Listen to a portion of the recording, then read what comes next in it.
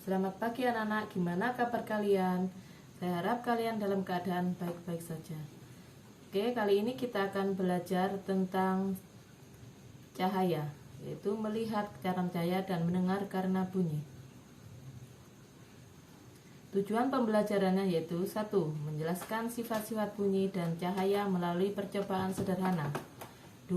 Mendemonstrasikan bagaimana sistem pendengaran dan penglihatan manusia bekerja. Masih ingatkah kalian tentang sumber energi cahaya terbesar di bumi? Ya, matahari. Cahaya matahari merambat dari jarak yang sangat jauh untuk sampai ke bumi.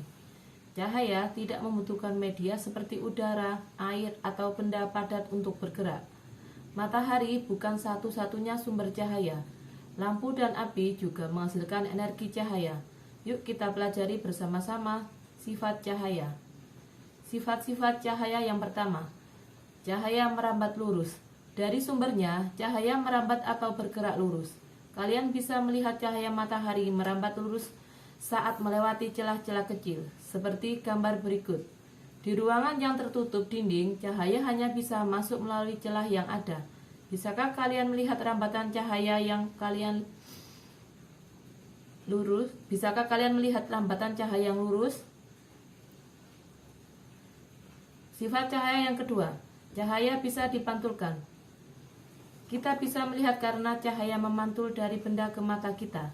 Jika tidak ada cahaya, maka tidak ada pantulan yang diterima oleh mata. Ketika kita bercermin, cahaya dari lampu merambat ke cermin. Lalu cahaya tersebut dipantulkan ke mata kita. Akhirnya kita bisa melihat dari kita serta apa yang ada di belakang kita. Sifat cahaya yang ketiga, cahaya bisa menembus benda bening. Kita bisa melihat cahaya melalui kaca jendela, namun kita tidak bisa melihat apa yang ada di balik tembok. Mengapa demikian? Perhatikan gambar di bawah ini. Apakah kalian bisa melihat perbedaan ketika benda gambar tersebut? Apakah di sekeliling kalian ada benda-benda bening, buram, dan gelap? Yang keempat, cahaya bisa dibiaskan. Selain bisa menembus benda bening, cahaya juga dapat dibiaskan ke air. Cahaya bisa dibiaskan atau dibelokkan.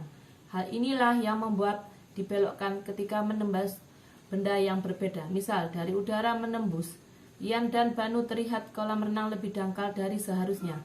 Ketika kalian mengamati ikan dalam kolam, posisi ikan yang terlihat oleh mata bukanlah posisi aslinya. Hal ini terjadi karena cahaya dibiaskan ketika menembus ke air. Peristiwa ini juga menyebabkan sendok terlihat bengkok ketika sebagian sendok dicelupkan dalam air. Pernahkah kalian melihat pelangi? Kapan pelangi terbentuk di langit? Pelangi terjadi ketika hujan diiringi dengan sinar matahari. Air hujan bersifat seperti prisma yang akan membiaskan dan menguraikan cahaya matahari menjadi warna pelangi. Kalian juga bisa membuat pelangi sendiri dengan bantuan kaca dan air. Keenam, ketika cahaya dihalangi akan terbentuk bayangan. Cahaya merambat lurus dan tidak dapat berbelok. Ketika cahaya mengenai suatu benda, maka cahaya terhalang benda akan membentuk bayangan. Perhatikan kedua gambar di bawah ini.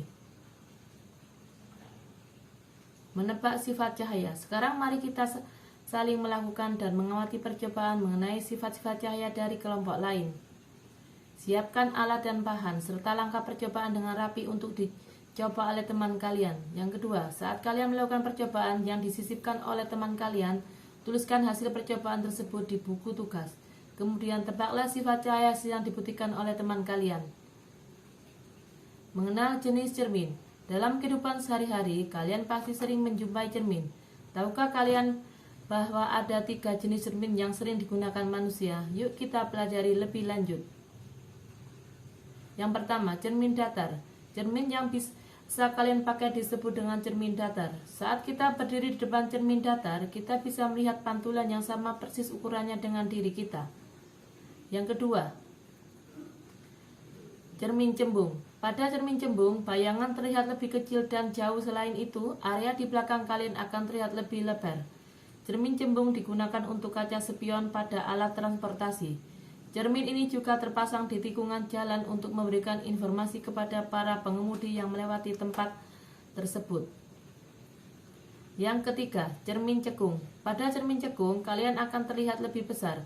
Jika kalian bercermin dari jauh, kalian akan melihat bayangan yang terbalik. Namun, semakin kalian mendekat, bayangan akan kembali tegak dan semakin membesar.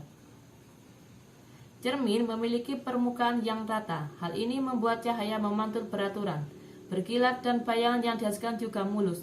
Namun, jika permukaannya tidak rata, maka arah pantulan cahaya juga tidak beraturan. Perhatikan pantulan angsa di permukaan air pada gambar berikut. Apakah kalian bisa melihat perbedaan bayangan yang dihasilkan jika permukaan air semakin tidak beraturan? Cahaya memiliki banyak kegunaan bagi manusia. Lampu merupakan salah satu kebutuhan paling mendasar dalam keseharian manusia. Manusia dengan akalnya juga telah banyak menciptakan berbagai teknologi dengan memanfaatkan cahaya.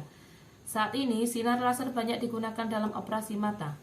Panas yang dihasilkan dari sinar laser dapat digunakan sebagai alat bantu pengganti pisau. Tahukah kalian teknologi lain yang memanfaatkan cahaya?